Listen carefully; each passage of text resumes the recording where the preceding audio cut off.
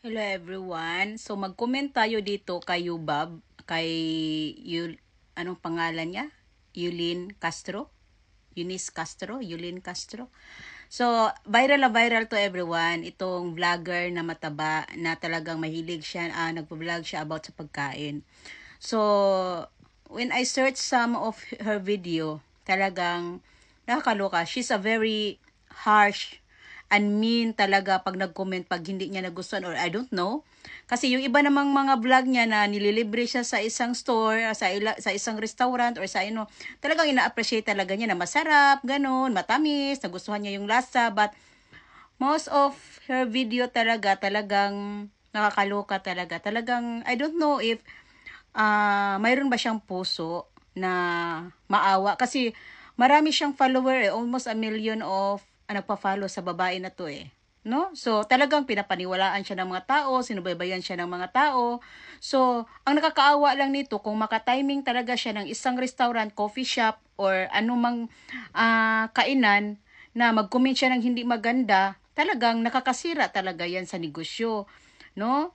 At ito lang talaga ma-advise ko sa iyo ha, Yubab ha.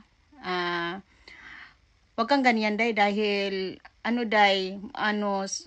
siguro no, parang gusto ko sana siyang i-follow, parang wala na ako ng gana i-follow kasi parang sinungaling kasi alam nyo, ang isang pagkain sa isang restaurant, pinagplanuhan niya ng mga ingredients niyan. Hindi naman imposible naman yung kumumunta siya sa Iloilo doon sa Break Coffee ba 'yon? Nasabihin niya walang masarap doon. Imposible.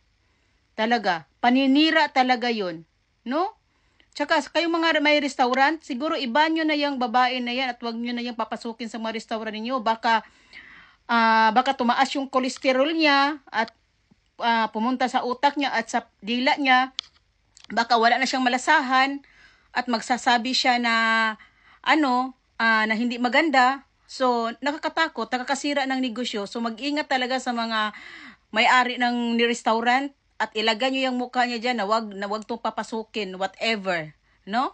Dahil kung mayroon man lang kayong customer at ganyan man lang, lalo na she's a influencer, nakakasira talaga dahil alam nyo, kayong mga influencer, no? Like itong si Yubab, talagang pinapalo talaga siya ng mga tao dahil gusto din ng mga tao talaga na malaman kung anong maganda dyan sa restaurant niyan. But, kung mayroon namang hindi talaga masarap sa panglasa mo, Yubab, huwag mo na lang talagang sabihin na hindi masarap, sarap itapon, or whatever yung sinasabi mo na very harsh, alam mo, napakakupal ng dating, napakayabang ng dating, napaka-arugante ang dating, alam mo, napaka-ingrata ang dating, alam mo, hindi lang yung katawan mo ang lumalaki talaga yung ulo mo. Hindi habang buhay day na nasa tuktok ka ng kasikatan mo, no? Pagkain pa naman lagi yung inatupag mo, baka atakihin ka bigla, no?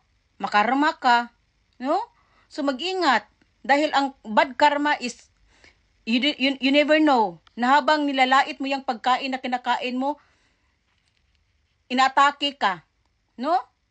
Bigla ka na lang diyang natumba o bigla ka na lang diyang na heart attack, no?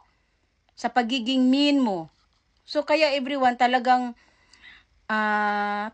nakakainis lang talaga yung mga sinasabi niya sa mga restaurant, lalo na mga pagkain na yung mga factory ng foods, for example, yung mayroon siyang kinakain na, iwan ko kung anong yun, basta sinasabi niya na masarap naman siya, masarap itapon, parang hindi daw masarap, yung ganun. Talagang, she's so very mean, napakakupal, napakayabang, napaka-arugante na influencer na to. Kung ako sa nagpa-follow nito kay Yubab, no? Unfollow niyo yan para malaman din niya kung ano siyang klase. Hindi siya dapat pagkatiwalaan. Talaga. Para sa akin, wala na akong balak talaga i-follow sa ganyang klaseng influencer talaga. Talaga, di maganda talaga. Iwan ko lang kung mayroon siyang restaurant at mayroong isang vlogger dyan na kupal, katulad niya, pasukin ang restaurant niya at magsasabi na, katulad sa mga sinasabi niya, wag na kayong kumain dito dahil hindi masarap. Ano kaya kung yan ang sasabihin ng isang vlogger na sikat na katulad sa kanya, kung mayroon din siyang restaurant? Yun lang din. Kaya talagang, it's so sad, talaga. Karma is always talaga, nandyan lang talaga. Nako, ako sabi ko sa'yo, ang laki ng katawan mo, Nako, hindi ka nag-iingat, bata ka pa. Nako, sa pagiging ganyan attitude mo, nako, baka, nako, sinabi ko lang to talaga sa'yo dahil ang bad karma talaga, baka sabihin ng mga taong nilalait mo, mga pagkain dyan at mga kung ano, baka sabihin na buti na namatay ka or ano, whatever, dahil napakamin mo, nakakasira ka sa negosyo. Hindi mo alam ang pinagdaanan ng isang restaurant na yan at sinisiraan mo. No? Hindi madali mag-build ng isang business at sisiraan lang. No? Talaga. Ang bad karma pa naman ako maniwala talaga ako sa bad karma niyan. But anyway, have a lovely day. Iwasan natin talaga ang magkomento ng ikakasira sa iba. Kung mayroon man talaga tayong hindi na-discover na hindi maganda, i-atin na lang, i-quiet na lang natin kaysa masira natin yung yung kinabukasan ng iba, no?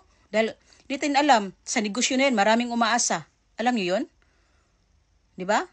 So ito na lang kasi si Ate Red, naku, wala na. Parang tumataas din ang cholesterol ko dito kayo, baboy. Bye.